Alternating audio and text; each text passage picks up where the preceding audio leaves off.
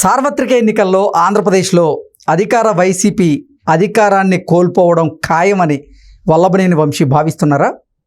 అందుకే నన్ను క్షమించండి, నేను తప్పు చేశాను అంటూ టీడీపీ నేతలతో ఆయన రాయబారం కుదుర్చుకునేటువంటి ప్రయత్నం చేస్తున్నారా? అందులో భాగంగానే ఆయన అమెరికాకి వెళ్ళి అక్కడ ఆయన సామాజిక వర్గానికి చెందిన ప్రముఖులతో మాట్లాడి టీడీపీ అధినాయకత్వంతో రాయబారం కుదుర్చుకునేందుకు ప్రయత్నాలు చేస్తున్నారా అంటే అవునని సమాధానం ఇస్తున్నారు కొంతమంది రాజకీయ విశ్లేషకులు. ఈ నేపథ్యంలో ఈ అంశం మీద మనతో మాట్లాడేందుకు, చర్చించేందుకు తెలుగుదేశం పార్టీ అధికార ప్రతినిధి సూర్యదేవర్ లత గారు మనతో ఉన్నారు. లత గారితో మాట్లాడదాం. లత గారు నమస్తే అండి. నమస్తే. లత గారు, సార్వత్రిక ఎన్నికల్లో వైసీపీ ఓడిపోవడం ఖాయమని వల్లభనేని వంశీ భావించాడని, అందుకోసం ఆ ఓటమి భయంతోనే వల్లభనేని వంశీ వైసీపీని వీడి టీడీపీ కానీ లేదంటే భారతీయ జనతా పార్టీ తీర్థం పుచ్చుకునేందుకు సిద్ధంగా ఉన్నారని, టీడీపీ నాయకులతో ఆయన రాయబారం కుదుర్చుకునేందుకు కూడా అడుగులు వేస్తున్నారు. అందుకోసమే ఆయన అమెరికా వెళ్ళారు. అమెరికాలో ఉన్నటువంటి ఆయన సామాజిక వర్గానికి చెందిన ప్రముఖులతో టీడీపీ అగ్రనాయకత్వంతో ఆయన మంతనాలు జరిపేలాగా, రాయబారం కుదుర్చుకునేలాగా ప్లాన్ చేస్తున్నాడు అంటూ రకరకాల వార్తలు అయితే సోషల్ మీడియాలో చక్కర్లు కొడుతూ ఉన్నాయి.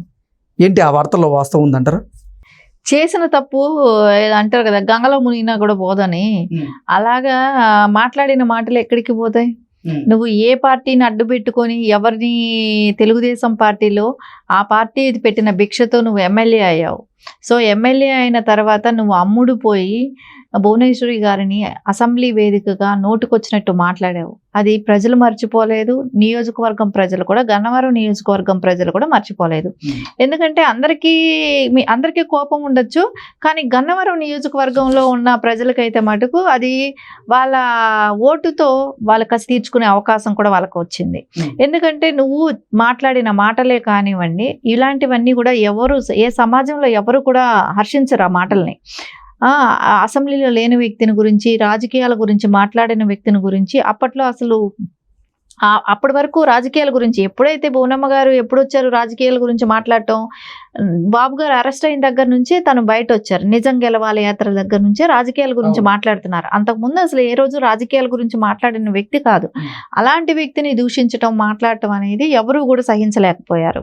సో ఆయనకి అప్పటికే తెలిసిందేమో, కొద్ది రోజులకే చెప్పాడు, నేను తప్పు చేశాను, నేను ఏదో మాట్లాడాను అని అన్నాడు. కానీ అదంతా రాంగ్, కావాలనే మాట్లాడాడు. దాన్ని పర్యవసానం ఎలా ఉంటది అనేది అప్పుడే గెస్ చేశాడు. సో గెస్ చేసినా ఇప్పుడు సీటు తెచ్చుకున్నాడు, మళ్ళా ఎలక్షన్కి వెళ్ళాడు. టీడీపీ ఓట్ బ్యాంకే అక్కడంతా ఉండేది. సో ఏ సామాజిక వర్గం దగ్గరికి వెళ్ళి అమెరికాలో ఇచ్చేద్దాం అనుకున్నాడు, అదే సామాజిక వర్గం ఆ నియోజకవర్గంలో కూడా ఉంది. సో వాళ్లే బుద్ధి చెప్పాలనుకొని ప్రిపేర్ అయి ఉంటారు కదా. ఖచ్చితంగా వంశీని గెలవనివ్వకూడదు. గెలిస్తే రేపొద్దున ఇలాంటి బాధలు, ఇలాంటి మాటలన్నీ మనం పలుమార్లు వినాల్సి వస్తుంది. చేసిన తప్పుని మళ్ళా నేను ఏదో అన్నాను అనేది కూడా మళ్ళా చెప్తాడు. ఇలాంటి వ్యక్తిని గెలవనివ్వకూడదు. ఏ పార్టీ అయితే భిక్ష పెట్టిందో, రాజకీయ భిక్ష, అదే పార్టీని మాట్లాడటం ఎవరు కూడా సహించలేకపోయారు. సో ఇవన్నీ జరిగిన వెంటనే ఆయనకి ఓడిపోతామని తెలిసింది. జగన్మోహన్ రెడ్డి ఇచ్చిన డబ్బుల్ని కూడా దాచుకోవటం జరిగింది. పంచలేదు, పంచితే ఓడిపోతాం, ఎలా పంచినా కూడా వేస్టే కదా అనే ఉద్దేశంతోనే దాచుకోవటం జరిగింది. అమెరికా వెళ్ళాడు, ఈ నెల 17వ తారీఖున వెళ్ళాడు. అంటే కొడుకు అక్కడ చదువుతున్నాడు కాబట్టి వెళ్తున్నాను అన్నట్టు వెళ్ళటం జరిగింది. కానీ వెళ్ళిన రీజన్ వేరే. అంటే ఇక్కడ ఎలాగో ఓడిపోతున్నాం, సో ఇప్పుడు పార్టీ తెలుగుదేశంలో అయితే వచ్చేది ఇంపాసిబుల్, ఎవరు రానిచ్చుకోరు. తనకి కూడా తెలుసు, వచ్చినా ఇక్కడ మర్యాద ఉండదు, రాణించుకునే అవకాశం కూడా లేదు, ఎవరు కూడా అతనికి రప్పించే అవకాశం కూడా లేదు. అంత సాహసం చేసి వచ్చి కూడా బాబు గారితో మాట్లాడే సాహసం కూడా ఎవరు కూడా చేయలేరు అతని తరపున. సో అంత రకంగా బాధపడ్డారు కాబట్టి ఖచ్చితంగా ఆయనకి ఇక్కడ ఛాన్స్ లేదు తెలుగుదేశంలో. కాబట్టి బీజేపీకి ఛాన్స్ కోసం కూడా ట్రై చేస్తున్నాడు. బీజేపీ పొత్తులో ఉంది కాబట్టి అక్కడ కూడా వచ్చే అవకాశం అయితే ఉండదు. మేబీ ఒకవేళ ఆయన కోసం ఎవరు వకాల్తా తీసుకొని మాట్లాడతారా అన్న వాళ్ళు కూడా తిట్టడం జరిగింది. నేను వంశీని తిట్టడం జరిగింది. నువ్వు చేసినది తప్పు, నువ్వు చేసిన తప్పులకి ఈరోజు నీకెవరు మేమేమీ చేయలేము అని గట్టిగా వాళ్ళు చెప్పటం కూడా జరిగింది అమెరికాలో. దానికని ఇప్పుడు అక్కడ కూడా ఆయనకి ఏమీ సపోర్ట్ లేదు, అక్కడ కూడా ఆయనకి ఎక్కడ మద్దతు దొరకలేదు. ఇక్కడ ఉండి అందరితో రేపు పొద్దున గవర్నమెంట్ లేకుండా, అంటే వైసీపీ గవర్నమెంట్ ఉంటే పరిస్థితి ఏ విధంగా ఉండేదేమో, కానీ రేపు టీడీపీ వస్తే ఇక్కడ ఉంటే అందరూ చీత్కరించుకుంటారు. సో ఇక్కడ తిరగటానికి కూడా అతను ఇదవుతున్నాడు కాబట్టి అక్కడ గ్రీన్ కార్డు చేసుకుందాం అనే ఆలోచనలో కూడా ఉంటున్నాడు. అక్కడ అంటే ఇప్పుడు దోచిన డబ్బులు చాలానే ఉన్నాయి. ఇసుక మాఫియా కానివ్వండి, ఈ 5 ఏళ్ళు దోచిన డబ్బే కానివ్వండి, ఇప్పుడు జగన్మోహన్ రెడ్డి పంచమని ఇచ్చిన డబ్బును కూడా దాచుకోవటం జరిగింది. కాబట్టి ఇవన్నీ డబ్బులు తీసుకెళ్ళి అమెరికాలో ఇన్వెస్ట్ చేసుకుంటూ అక్కడ గ్రీన్ కార్డు తీసుకునే ఆలోచనలో కూడా ఉన్నట్టు తెలుస్తుంది. ఎలాగైనా కానీ తెలుగుదేశంలో అయితే వచ్చే అవకాశం అయితే లేదు, చేర్చుకునే అవకాశం కూడా లేదు.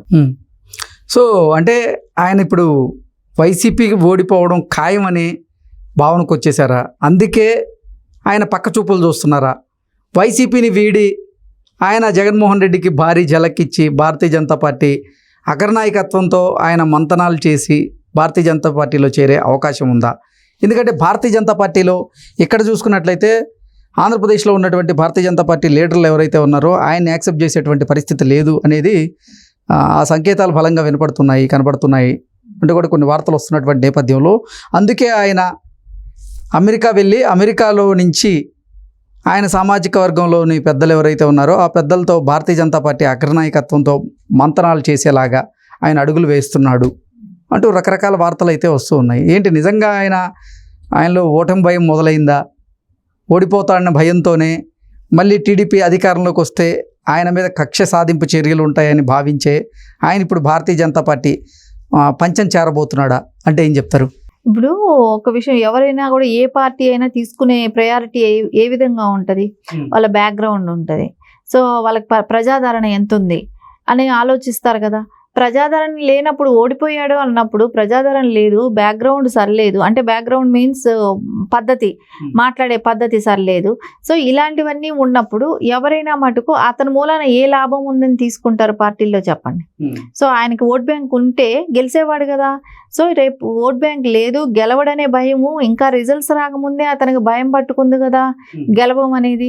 సో ఇప్పుడే నువ్వు ఏ పార్టీలోకి వెళ్ళాలన్న ప్లాట్ఫామ్ ఎత్తుక్కుంటున్నావు అన్నప్పుడు సో అతనికి ప్రజాదరణ లేని వ్యక్తిని ఏ పార్టీ మటుకు ఎందుకు ఆహ్వానిస్తుంది? ఇప్పుడు ఆయనతో వచ్చే అవసరం ఏముంటుంది?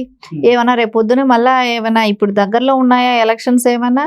సో ఆయన్ని పెట్టుకొని ఆయనకి ఏమైనా మెజారిటీ ఉంది, ఆయనకి ప్రజాదరణ ఉంది, ఆయనతో నాకు కొన్ని ఓట్లు పడతాయని బీజేపీ ఆలోచించడానికైనా సో ఇప్పుడైతే ఆ అవకాశం అవసరం కూడా ఏ పార్టీకి కూడా లేదు ఆంధ్రప్రదేశ్లో. సో ఇప్పుడు ఏ పార్టీ వాళ్ళు కూడా చేర్చుకునే అవకాశం కూడా ఉండదు.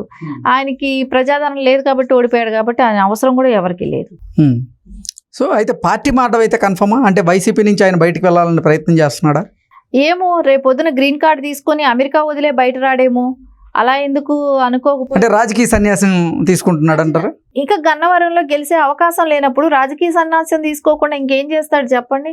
ఆయన ఖచ్చితంగా ఇక రాజకీయాలకు అనేది ఏ రోజైతే భువనమ్మ గారిని మాట్లాడటం జరిగిందో ఆ రోజుతోనే ఆయన రాజకీయ జీవితం అనేది సమాప్తం అయిపోయింది. సో ఇంకా మటుకు ఆయనకు రాజకీయంలో భవిష్యత్తు అనేది లేదు. అందుకనే ఆయన కూడా ప్రిపేర్ అయిపోయాడు. అందుకే అమెరికాకి వెళ్ళాడు, గ్రీన్ కార్డు తీసుకొని అక్కడే సెటిల్ అవుతాడు. కానీ ఇంకా రాజకీయ జీవితం అనేది శూన్యం.